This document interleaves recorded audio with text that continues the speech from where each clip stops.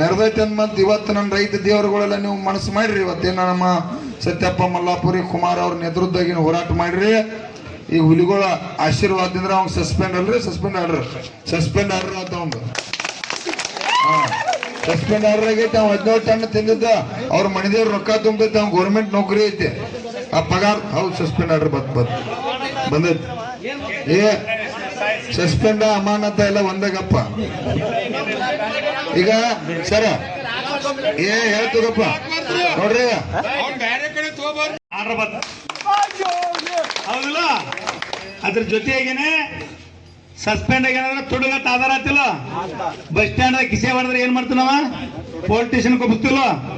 ನಾವೆಲ್ಲರೂ ಕೂಡಿ ಸಾರ್ವಜನಿಕರು ಕೂಡಿ ಇಷ್ಟು ಟನ್ ಇದ್ದಿದ್ದು ನಮಗೆ ಮಾಹಿತಿ ಕೊಡ್ಬೇಕು.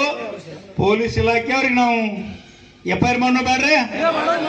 ಅವನ ಮೇಲೆ ಯಾಕೆ FIR ಮಾಡ್ಬೇಕಂದ್ರೆ ಕರ್ನಾಟಕ ರಾಜ್ಯದೊಳಗ ಒಬ್ಬ ಏನಾರ ತುಡುಗು ಮಾಡಿದ್ರ ಬಿಡುವುದಿಲ್ಲ. ಇದು ಸಾರ್ವಜನಿಕರ ಆಸ್ತಿ ಅನ್ನೋದು, ಇಲ್ಲಿ ಕೆಲಸ ಮಾಡೋರ ಆಸ್ತಿ ಅಲ್ಲ, ಇದು ನಮ್ಮ ಆಸ್ತಿ ಅನ್ನೋದು ಎಲ್ಲ ಅಧಿಕಾರಿಗಳಿಗೆ ಗೊತ್ತಾಗಬೇಕು. ನಮ್ಮ ರಾಜ್ಯಾಧ್ಯಕ್ಷರ ನೇತೃತ್ವದಾಗ ಎಕ್ಸಿಕ್ಯೂಟಿವ್ ಇಂಜಿನಿಯರ್ ಸಾಹೇಬರು ಅಲ್ಲಿ ಮಾಹಿತಿ ಏನು ಕೊಟ್ಟಾರಲ್ಲ ನಮಗ್ ಕೊಡ್ಬೇಕು. ಅವರು ಇಲ್ಲಿ ಮೇನ್